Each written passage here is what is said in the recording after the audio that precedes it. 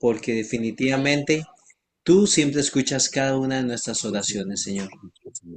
Te damos gracias porque podemos entrar confiadamente ante el trono de tu gracia, Señor. Y te pedimos que nos perdones, Señor, de todas las cosas malas que hemos hecho, Señor. Que nos hagas aceptos, Señor, para estar en tu presencia. Que seamos aptos para poder, Señor, dirigirnos a ti. En primer lugar, agradeciéndote por todo lo bueno que eres con cada uno de nosotros, Señor, por tu gloria, por tu misericordia, Señor, derramada en nuestras vidas. Te agradecemos, Señor, por todos tus cuidados. Te agradecemos, Padre Santo, porque realmente tú nos haces merecedores, no por nuestros méritos, sino por los de Jesucristo en la cruz. Amén. Nos haces merecedores, Señor, de tu gracia, de tu misericordia, de realmente, Señor, ser tus hijos y poder así darte la gloria. Te pido, Señor, que nos sigas usando como instrumentos en tus manos, Padre Santo, para que todo lo que hagamos, Señor, todo lo que digamos, cada una de nuestras acciones, te reflejen, Señor, a ti, que reflejen ese trabajo que tú una vez comenzaste en nuestras vidas, que se vea reflejado, Señor, a través de cada una de nuestras acciones, nuestras palabras, nuestras actitudes, Señor. Te damos gracias, Padre Santo, porque estamos aquí a pesar de nosotros y gracias a ti definitivamente. En tus manos, Señor, ponemos las diferentes peticiones que ya se han expresado y las que no se han expresado también. De manera, Señor, que confiamos en que tú ya has dado una respuesta, Padre.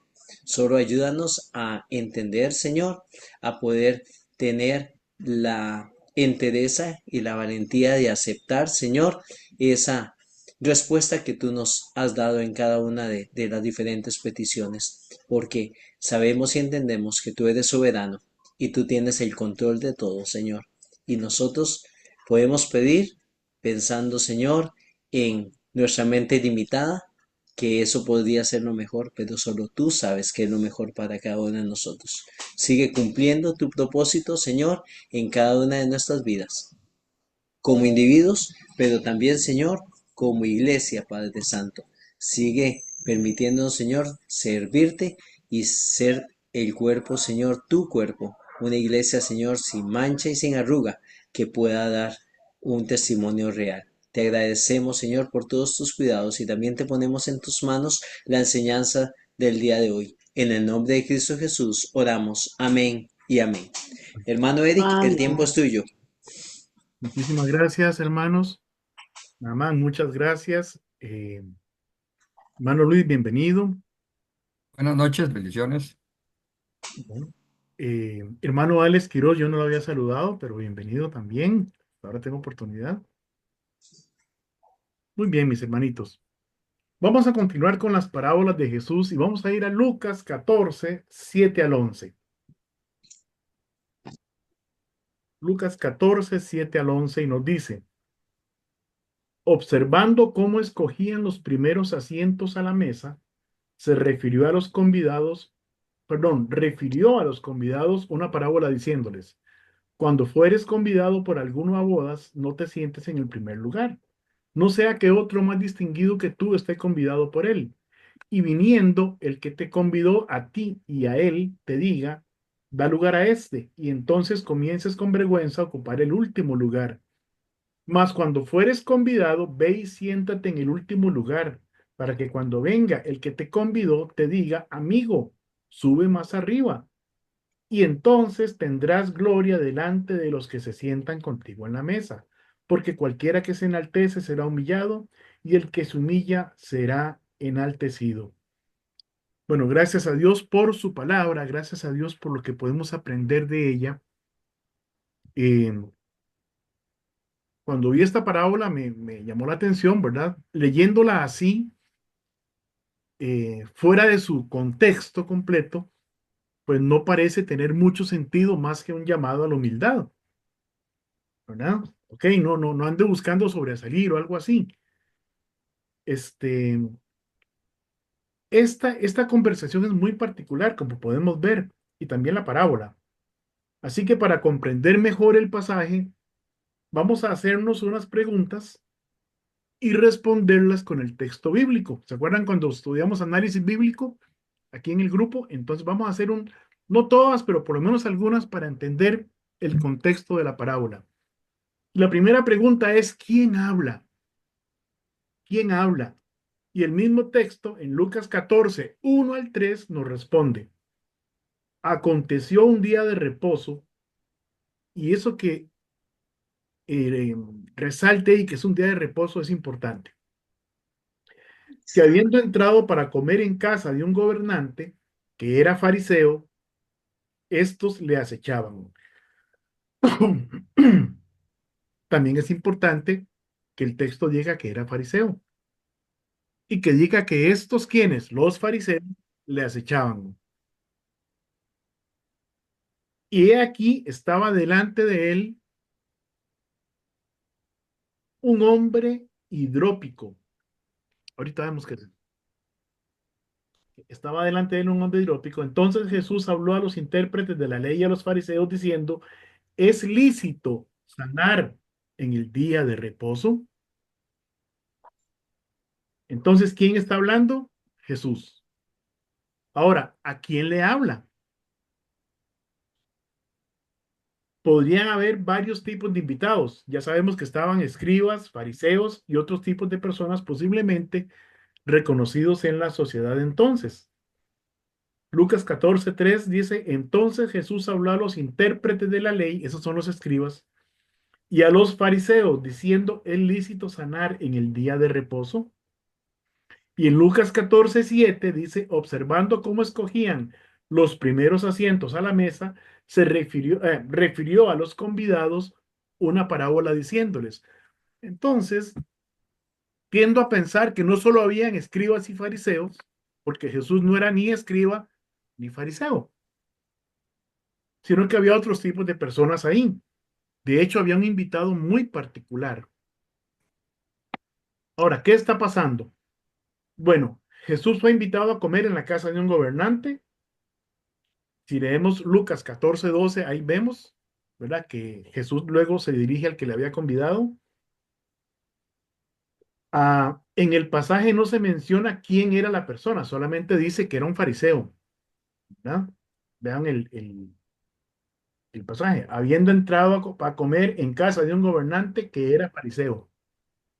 Pero no nos dice el nombre de esta persona. Y vamos a ver. eh,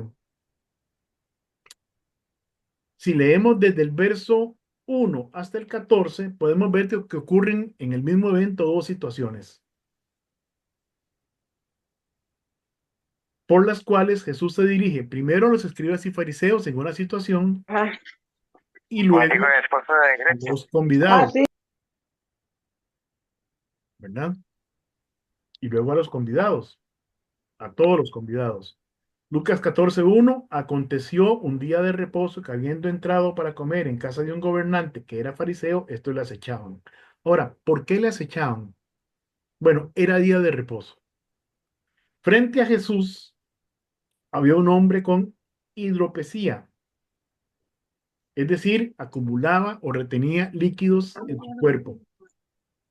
Jesús lo mira y luego de hablar a los escribas y fariseos sobre si era permisible, si era lícito sanar en día de reposo, ante el silencio de ellos lo sanó, ¿verdad? Sin que ellos pudieran replicar a los argumentos del Señor. O sea, se quedaron calladitos. Los invitados, bueno, dije antes, desde mi perspectiva, en particular los escribas y los fariseos, se disputaban los primeros asientos, es decir, los asientos que estaban más cerca del anfitrión. Lucas 14:7 dice, observando cómo escogían los primeros asientos a la mesa, refirió a los convidados una parábola diciéndoles. Y entonces el Señor les refiere la parábola que está en los versos 7 al 11 que ya leímos al inicio. Y ese es el contexto de esta parábola. Una comida de alguien muy importante, un fariseo, que además era gobernante, invitó a los suyos, ¿verdad? Escribas y fariseos, invitó al Señor Jesucristo. Ahí no menciona que haya invitado a los discípulos. Entonces no podemos decir que ahí estaban los discípulos. Y por alguna razón, Posiblemente para ponerle alguna trampa a Jesús, invitó a un hombre que estaba enfermo. Por eso es importante ver que era día de reposo, que habían fariseos, y Jesús, conociendo los corazones de ellos, ¿verdad? Simplemente les dice, se vale que yo los sane, aunque sea día de reposo, ¿verdad? O ustedes tienen un animal enfermo o en peligro y por ser día de reposo lo dejan morirse. Y entonces, como ellos no pudieron responder, Jesús simplemente lo sanó y lo despidió. Posteriormente, empiezan a pelearse ellos los campos, ¿verdad? Para ver quién tenía la distinción de estar más cerca del anfitrión.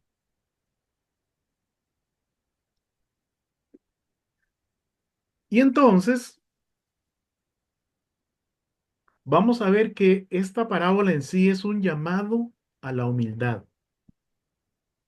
Voy a leer el pasaje de nuevo. Observando cómo escogían los primeros asientos a la mesa, refirió a los convidados una parábola diciéndoles: cuando fueres convidado por alguno a bodas, no te sientes en el primer lugar, no sea que otro más distinguido que tú esté convidado por él, y viniendo el que te convidó a ti y te diga, a ti y a él te diga, da lugar a este, y entonces comiences con vergüenza a ocupar el último lugar, como dicen, mira, quítate de ahí, que ese lugar no es tuyo. Se pasa para la siguiente silla, que no, que te quedes de ahí, que ese lugar no es tuyo. Es decir, puede resultar bastante penosa la situación, ¿verdad? Más cuando fueres convidado, ve y siéntate en el último lugar, para que cuando venga el que te convidó te diga, amigo. Y como vemos, bueno, aparentemente eran unas mesas largas, ¿verdad? Vení, sentate aquí a la par mía. Entonces tendrás gloria delante de los que se sientan contigo a la mesa, porque cualquiera que se enaltece será humillado, y el que se humilla será enaltecido. Y esta parábola es una tremenda llamada de atención para los que participan en esa comida. Como veremos más adelante en los versos 12 y subsiguientes, era un grupo selecto de personas. Era gente relevante en la sociedad. O sea, no era cualquiera el que había sido invitado ahí. Esas personas selectas parecían estar acostumbradas a llamar la atención, a no ser ignoradas. Y el que les convidó muy probablemente era todavía más importante que ellos, porque era un gobernante. Por lo cual buscaban estar cerca de él tanto como fuera posible, porque eso demostraba su distinción, su lugar en la sociedad, algo por lo que se caracterizaban los fariseos, que dice Lucas 11:43. Jesús les dice, ay de vosotros fariseos, Lucas 11:43, ay de vosotros fariseos que amáis las primeras sillas en las sinagogas y las salutaciones en las plazas. Es decir, ellos no soportaban ser ignorados. Tenían que tomarlos en cuenta en algo. La parábola en sí es un llamado a la humildad y nos toca en buena parte a nosotros hoy, que dice Proverbios 25:6 y 7. No te alabes delante del rey, ni estés en el lugar de los grandes, porque mejor es que se te diga, sube acá, y no que seas humillado delante del príncipe a quien han mirado tus ojos. A ese proverbio hizo referencia a Jesucristo cuando les dijo la parábola. Vamos a ver, ¿cuánto nos molesta o nos ofende que alguien que consideremos importante y a quien creemos conocer y lo consideremos cercano, haga un evento en su casa o planifique una fiesta y no nos invite, ¿verdad? Como decir que yo quiero muchísimo a Chemita y Chemita yo creo que me quiere muchísimo, pero resulta que cumpleaños Taisita. Y Chimita invitó a Luis, y Chimita invitó a Rigo, y Chimita invitó a Naamán, e invitó a Augusto. Pero resulta que se le olvidó invitarme a mí porque se le enredaron los contactos. Y entonces yo me ofendí porque Chemita no me invitó. Tomo a Chemita de ejemplo porque le tengo mucha confianza y es un hermano precioso, ¿verdad? Amén, amén. Pero mis hermanos, mis hermanos, puede pasar, me explico, puede pasar. Mire, ¿qué tal si se casa una sobrina de alguno de nosotros o un sobrino? Y resulta que ya los campos están estrechos porque cuesta mucha plata invitar a mucha gente. Entonces, de ahí, vamos a dejar algunos tíos por fuera, ¿verdad? Hay gente a la que no se puede dejar por fuera, mamá, papá, abuelitos, no se pueden dejar por fuera, es un pecado. Pero al tío que vive por allá, que nunca aparece, vámonos los chanchos con el tío, ¿verdad? O tal vez con alguna amistad a la cual podemos querer mucho, pero el presupuesto no da para tanta invitación y puede ser que esa persona se ofenda. ¿Cómo nos sentimos cuando el pastor o alguno de los que consideramos líderes en la iglesia pasa a la par de nosotros y no se percata de nuestra presencia? Es decir, no se detiene a decir, hola hermano Eric, qué gusto que vino a la iglesia, hermano, qué bendición que usted esté con nosotros. ¿Qué haríamos sin usted aquí? No, no me saludó, pasó recto simplemente, me ignoró el hermano. ¿Cómo nos sentimos? Quizá esa persona andaba absorta en sus pensamientos, quizá estaba tratando de resolver en su mente o ver cómo ayudaba a algún hermano con una necesidad grande, mucho más grande que mi necesidad de ser tomado en cuenta. ¿Qué pasaría si ponen unas sillas en el púlpito? ¿Se acuerdan antes en las iglesias? Que ponían tres sillas: pastor, esposa del pastor o copastor, o pastor, un invitado y el director de música o de culto, ¿verdad? A veces habían hasta cuatro sillas en el púlpito y entonces los pesos pesados de la iglesia se sentaban ahí, ¿verdad? ¿Qué pasaría si tuviéramos esa costumbre en la iglesia y el hermano Eric lo invitan siempre, siempre se siente, tiene su silla ahí en el púlpito, pero resulta que el hermano pastor Marvin invitó a Luis Calvo a predicar y no hay campo para hermano Eric, ¿verdad? Porque ahí está, no sé, Miguel, que está dirigiendo el culto, está el pastor, que es el pastor de la iglesia, y está el invitado a predicar, que es el hermano Luis. Y entonces le dice el hermano Eric, usted me daría campito para que Luisito se siente ahí. Y el hermano Eric se ofende.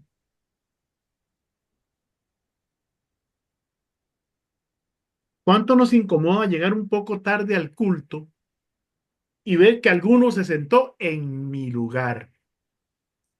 Es que esa banca es mía, ahí me siento yo desde que vengo a esta iglesia. Tengo 47 años, 6 meses, 2 semanas y 3 días de sentarme en ese mismo lugar y ahora viene el hermano Eric y se me sentó ahí. ¿Verdad que a veces somos un poco delicadillos? A veces el orgullo no nos permite disfrutar de las bendiciones del compañerismo con los hermanos en la iglesia, porque estamos más ocupados en ser tomados en cuenta que en servir. Hay un libro que me encanta, que es El líder siervo. Lo estudiamos aquí durante bastante tiempo, en este grupo los miércoles. Y su autor, Enrique Roloff, escribió, si es grande, no es siervo. Si es siervo, no es grande. Pequeña la frase, pero profunda, ¿verdad? Si es grande, es decir, si se siente muy importante, entonces no es un siervo. Y si es un siervo, no tiene por qué sentirse importante, porque la palabra siervo, ¿verdad?, tiene su sinónimo de esclavo, el que sirve, no el que sirve de mucho, no, el que sirve a los demás, el que está al servicio de todos los demás. Entonces, el primer servidor de una iglesia es el que está al servicio de todos los hermanos. No porque sea el más importante, sino porque considera a todos los hermanos como más importantes que él. Esa es la actitud de un siervo, de uno que sabe que es siervo. Salmos 38:6 dice, porque Jehová es excelso y atiende al humilde, mas mira de lejos al altivo. Y una frase que no está en la Biblia, pero que me golpeó muy fuerte, no sé quién la dijo, quién la escribió, pero sé que muchos la hemos repetido ya en mensajes. La última vez la vi en un meme de Facebook, por cierto, esos memes cristianos.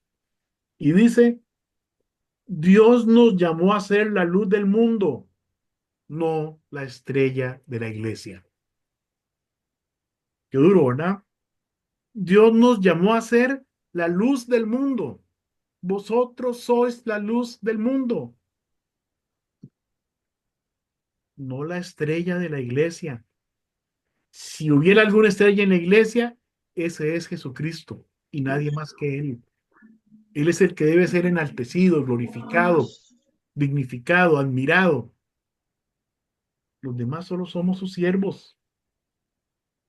Ahora, no nos equivoquemos, hermanos, en creer que figurar es lo mismo que servir. Hay personas a las que les encanta estar al frente para que las vean. Y hay personas que simplemente sirven, sea al frente, sea recogiendo la basura, sea lavando los baños, sea recibiendo a las personas, sea despidiendo a los hermanos. Hay personas que sirven, orando, intercediendo incansablemente por los hermanos. Hay personas que sirven, yendo a evangelizar, a repartir tratados, compartiendo de Cristo cuando es oportuno y cuando no seamos oportunos también, cuando caigamos bien y cuando caigamos mal. Pero ¿sabe algo? Hay a quienes les gusta figurar. Ojalá no seamos hallados dentro de ese grupo al que le gusta figurar, porque no somos nada, somos polvo. Eso es lo que somos. Y el Rey de Reyes y Señor de Señores se fijó en nosotros por su gran misericordia. Ahora, esta clase de confusión en la mente de los cristianos no es nueva, ¿saben? Vamos a Mateo 20:23. Sí, me estoy yendo a la raíz del cacho, allá al puro principio. Mateo 20:23 dice, entonces se le acercó la madre de los hijos de Zebedeo, la mamá de dos a los que Jesús había llamado a ser apóstoles, ¿verdad? Postrándose ante él, ante Jesús, y pidiéndole algo. Él, Jesús, le dijo, ¿qué quieres? Ella le dijo, ordena que en tu reino se sienten estos dos hijos míos, el uno a tu derecha y el otro a tu izquierda. Menuda petición, ¿verdad? Entonces Jesús respondiendo, dijo, no sabéis lo que pedís. Pero Jesús no la regañó, sino que con su característico amor le enseñó. Le dijo, no sabéis lo que pedís. Podéis beber el vaso que yo he de beber y ser bautizados con el bautismo con que yo soy bautizado. Y ellos, ¿quiénes? Los hijos de esta señora, los hijos de Zebedeo dijeron, podemos, sin saber de qué estaba hablando Jesús, ¿verdad? Porque él estaba hablando de su crucifixión y del camino que tenía que recorrer para llegar a la cruz y morir en ella. Y él les dijo, a la verdad de mi vaso beberéis y con el bautismo con que soy bautizado, seréis bautizados. Pero el sentaros a mi derecha y a mi izquierda no es mío darlo, sino a aquellos para quienes está preparado por mi Padre. Y aquí vemos a un Jesús humilde, dejándole toda la honra y toda la gloria a aquel que lo envió, a su Padre Celestial. Diciendo, hey, es que hay alguien encima de todos nosotros y ese es el que toma esas decisiones. Los mejores lugares, los más cómodos, los que tengan mejor visibilidad, deben ser para quienes más lo requieren. Si recibimos un invitado en la iglesia, y me refiero a una persona que no conoce el Evangelio, que no conoce a Jesucristo como su único y suficiente Salvador personal, pongámoslo donde pueda prestar mejor atención, donde pueda escuchar mejor el mensaje, donde pueda ver mejor las pantallas, si se está transmitiendo algo que ayude a entender el mensaje o darle seguimiento, donde no haga tanto calor, donde la persona se sienta más cómoda, pero sobre todo, donde la persona decida sentarse, no la obliguemos. Ay, hermano, es que yo no soporto a fulano, esta es otra, ¿verdad? Ay, hermano, es que yo no soporto a ese fulanito. Dios guarde, se me siente a la par ese muchacho. ¿No es fulanito también un hijo de Dios? ¿Miembro de la iglesia local y del cuerpo de Cristo? ¿O es que si su dedito gordo le está molestando a usted, lo corta, lo mete en una gaveta y sale sin él? ¿Verdad que no? Es parte de su cuerpo. Es indivisible. Bueno, pues cada hermano en la iglesia es parte del cuerpo de Cristo, del cual somos parte. Y si por alguna razón sospechamos, porque somos llenos de sabiduría y del Espíritu Santo, que fulanito no es hijo de Dios, porque con ese comportamiento no es posible que sea hijo de Dios. Entonces, en lugar de apartarlo, mostrémosle el amor de Dios y démosle testimonio de la obra de Cristo en nuestras vidas, para que Él también venga a los pies de Cristo. Es decir, prediquémosle con el ejemplo y no con el regaño. Prediquémosle con el amor de Dios reflejado en nosotros hacia Él y no con desprecio, para que también Él pueda venir a los pies de Jesucristo. ¿Estamos de acuerdo? Ya para ir terminando, vamos a la última parte del pasaje y la dejé totalmente aparte, que es Lucas 14, 12 al 14. Dijo también al que le había convidado, está hablando Jesús ahora a aquel gobernante fariseo que le invitó a esa comida. Cuando hagas comida o cena, no llames a tus hijos, perdón, no llames a tus amigos, ni a tus hermanos, ni a tus parientes, ni a vecinos ricos, no sea que ellos a tu vez te vuelvan a convidar y seas recompensado. Mas cuando hagas banquete, llama a los pobres, los mancos, los cojos, los ciegos, y serás bienaventurado porque ellos no te pueden recompensar, pero te será recompensado en la resurrección de los justos. Y esa frase de Jesús merece una explicación, la resurrección de los justos. Esta parte del pasaje, este, ocurre en el mismo evento que comienza en el verso 1 de Lucas 14. Es decir, no han salido de la cena, están ahí todavía en la casa de ese gobernante. Y el Señor ahora se dirige al anfitrión y hace una referencia escatológica, la resurrección de los justos. De hecho, hace referencia a la primera resurrección que se divide en dos partes, como en otras ocasiones hemos estudiado. Una parte está en Primera de Tesalonicenses 4, 16 y el 17, y los muertos en Cristo resucitarán primero, y la otra parte es al final de la resurrección. Recuerde que los muertos en Cristo son las personas que durante la época de la gracia aceptaron a Cristo Jesús o aceptamos a Cristo Jesús, y los que mueran o muramos antes de que Él venga por sus santos, esos seremos los muertos en Cristo, porque aceptamos a Cristo como Salvador personal dentro del periodo que llamamos gracia. Y la otra parte es donde resucitan todas las personas del Antiguo Testamento, más los que murieron durante la tribulación por causa de Cristo, que resucitan al final de la tribulación para entrar al milenio. Un día vamos a repasar esto de nuevo con detalle. Es un estudio bastante lindo y bastante largo. Y decía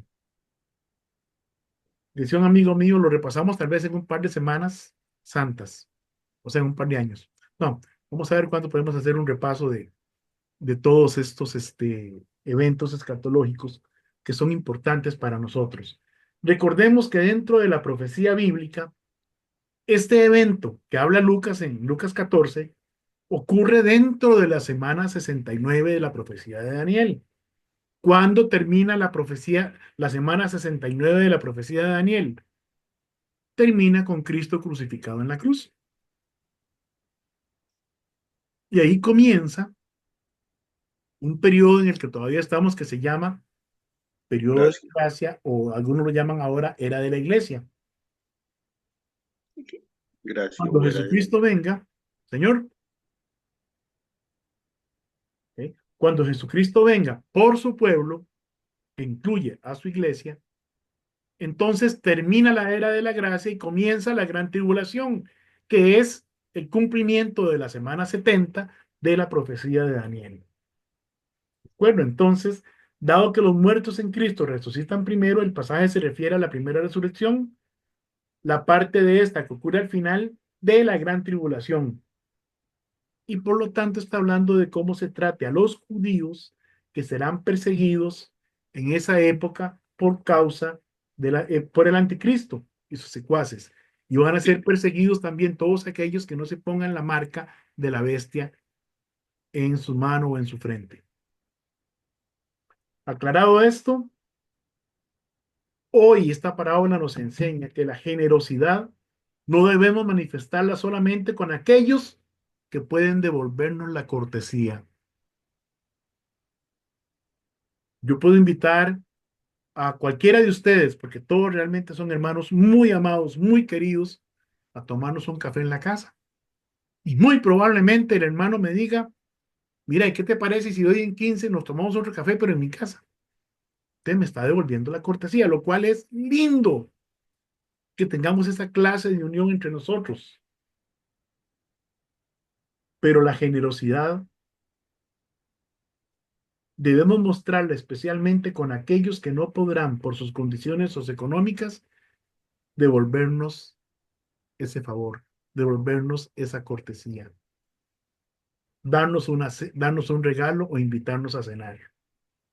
Con esto quiero decir que el testimonio que damos en Cristo debe ir acompañado de obras que demuestren que somos capaces de dar amor y no solo de disparar 10 versículos para que una persona decida si quiere ir al cielo o al infierno.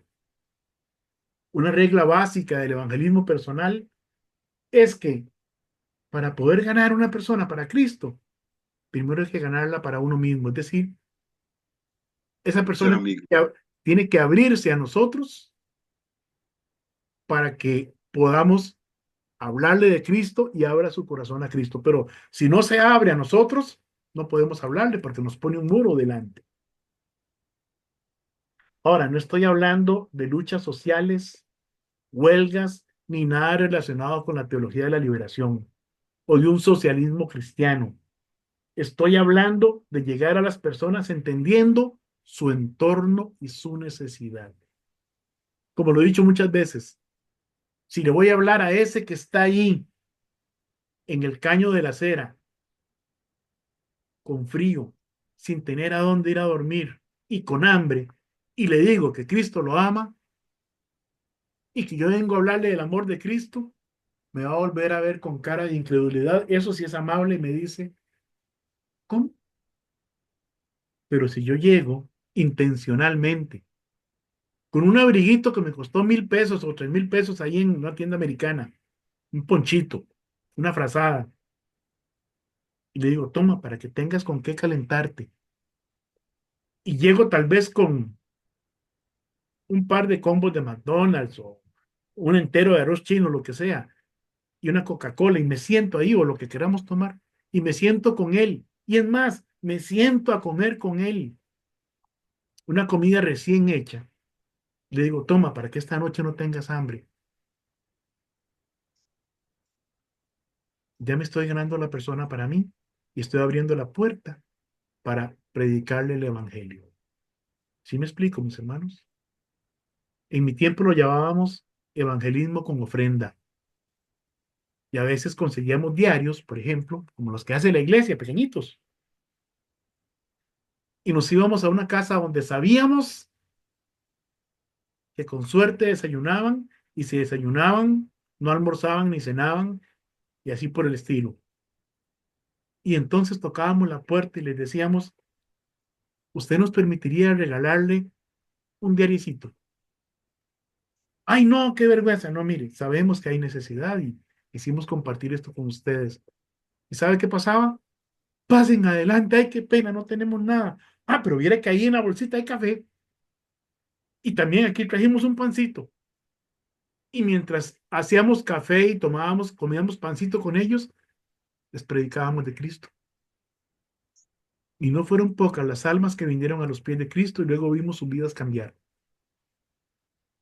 A eso le llamábamos evangelismo con ofrenda, que es una de las formas que usamos también para evangelizar. Usted no va a ir a Limas a conseguirle una pensión a esa persona para que pueda creer en Cristo. No se trata de eso, pero puede compartir con ella su necesidad del momento e identificarse con ella. Y que los demás vean que usted no se avergüenza de estar con esa persona, porque Cristo no se avergonzó de mí, ni de usted, ni de esa persona cuando murió en la cruz. Ya para terminar, les leo Santiago 2:18. Pero alguno dirá, tú tienes fe y yo tengo obras. Muéstrame tu fe sin tus obras y yo te mostraré mi fe por mis obras. Porque mis hermanos, las obras no producen fe, pero la fe que es en Cristo Jesús produce obras. Que el Señor me los bendiga. Vamos a, vamos a dejar de transmitir en este momento. Permítanme ustedes un segundo. A los hermanos que nos acompañan en Facebook Live, que Dios me los bendiga, sea que lo vean ahora en vivo, que lo estén viendo, o sea que nos acompañen, lo vean de forma diferida. Que Dios me los bendiga. Nos vemos la próxima semana a la misma hora. Ah, perdón, mis hermanos, perdón. Antes de que nos vayamos, también para que los hermanos que escuchan esto por Facebook Live lo escuchen. El próximo miércoles es miércoles santo. Entonces, ¿ustedes creen que nos reunimos o nos damos vacaciones la Semana Santa y nos vemos de hoy en 15? Porque sé que algunos tienen planes de irse para algún lado, no hay quien falta que salga del país y todo eso es buenísimo. Hay quien se vaya para la playa. Entonces, ¿qué quieren hacer, mis hermanos?